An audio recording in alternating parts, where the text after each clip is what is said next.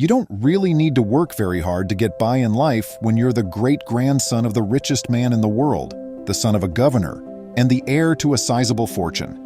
Even so, many affluent heirs make an effort to leave their own legacy, although things don't always work out.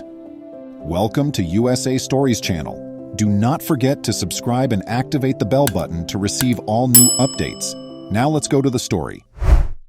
Michael Rockefeller might have accepted a position on the Standard Oil Board of Directors and made a lot of money as he was destined to receive some of the Rockefeller fortune eventually, but he desired more.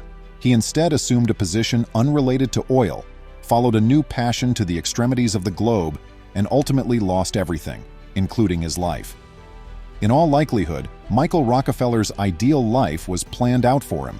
Work hard, manage family assets on the Standard Oil Board, receive a portion of the family money, and eventually pass away. However, he had higher goals, which would ultimately cost him his life. Michael was more of a camera and paint man than a pen and tie guy, even though he was the great-grandson of robber baron John D. Rockefeller and the fifth son of then-governor of New York Nelson Rockefeller. Put another way, he chose to focus on art rather than politics or business. The Museum of Primitive Art was founded by Michael's father, a passionate art collector, just before he graduated from Harvard in 1960. Michael was fascinated by it since it had pieces by non-Western painters like the Aztecs and Mayans. Nelson, who was determined to support his son in pursuing his ambitions, appointed Michael to the board of directors of the museum. Even if the youthful Rockefeller took advantage of the chance, it wasn't enough for him. Michael wanted to bring a significant collection to New York and accomplish something that had never been done before, according to a Harvard classmate. He also knew exactly where to seek for it, in Dutch New Guinea, which is a part of Indonesia's Papua area. Following the recommendation of the Dutch National Museum of Anthropology, the 23-year-old assembled a team to visit, examine, and acquire artwork from the Asmat tribe residing in the area. This excursion would be a long cry from the affluent life of Manhattan, as he soon found out in detail. There was hesitancy when Michael arrived at the village of Otsionep. Though Michael may have wished he had studied them, the Asmat had occasionally met with foreigners in the past. Nevertheless, he made an effort to blend in and adapt while he was there, and he was generally successful in doing so. The people gave him wooden masks, shields, spears, and other relics, and everything appeared to be in order, but the disparities in backgrounds were too great to overlook. Michael noted that eating the corpses of your foes during battle and drinking urine were common practices in Asmat society. He was so engrossed in the people and their culture that he was blind to the sly looks that a few Asmat gave him. Even after leaving the island, Michael continued to labor there. His vacation to Otsionep had fulfilled his expectations in terms of cultural enrichment, so much so that he planned to return the following year, which is when everything went sideways. Michael and his group made a valiant effort to return to Otsionep in November 1961. Their ship overturned while they were only 12 miles from land. As he chose to swim toward the coast, Michael, treading water, noticed it in the distance. That was the last time that anyone, at least Americans, saw Michael Rockefeller. Following his son's abrupt disappearance, Nelson dispatched ships and aircraft to hunt for him. He even made a flight to New Guinea to assist in the search. The hunt was eventually abandoned, though, as the Dutch Interior Minister declared, "There's no longer any hope of finding Michael Rockefeller alive." Drowning is the official cause of death. Some weren't so convinced about it, though. The missing Rockefeller heir's son, the governor, sent the media into a frenzy. Talking heads offered a variety of explanations for his absence, from shark attacks to his being a tribal member living in secret luxury on the island. The fact was kept secret for many years.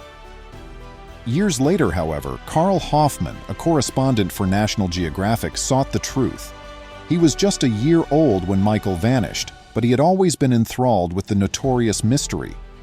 Carl then made his own way to Otsionep and set out to discover the truth. Carl, purporting to be researching Asmat culture, heard villagers talking about an American visitor who had died on the island decades before through his interpreter. Who was this traveler, Carl wondered. Remarkably, the islanders were happy to reveal the information. They casually told Carl all they knew about the day an American washed up on the coast, the day they killed Michael Rockefeller. To be fair, the Asmat said the killing was acceptable. They provided some context so that one may understand why. Dutch officials had invaded Otjianep 3 years before to Michael's initial visit in order to put an end to a tribal civil war that had broken out on the island. Things didn't go smoothly. After a miscommunication, these Dutch colonists opened fire on the Asmat tribe, murdering 4 of their chiefs. Guess who Michael met for the first time when he washed up on the beach, weary years later? Upon arriving to the shores of Otjianep, Michael encountered the sons of the war leaders who had been assassinated by the Dutch soldiers. These Asmat would not let the opportunity for vengeance to pass, whether it was rage or fear that motivated them to kill Michael.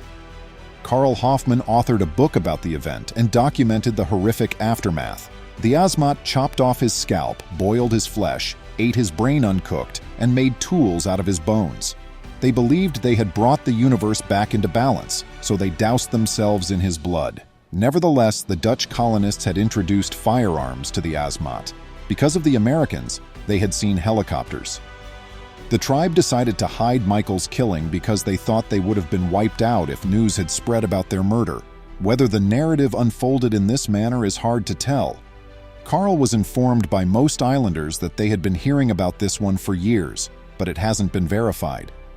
Some have speculated that this story was made up decades ago to give the impression that the Asmat was more resilient in the face of approaching foreign invaders. However, a tribal chief asserted to own Michael's skull in his assortment, and when being questioned about Michael's attire on the day of his demise, the leader provided an impeccable description of the ensemble. What happened to Michael's creative ideas then? The majority of the items he gathered on his first trip to Otjianep are now housed in the appropriately titled Michael C. Rockefeller Collection at the Metropolitan Museum of Art in New York City.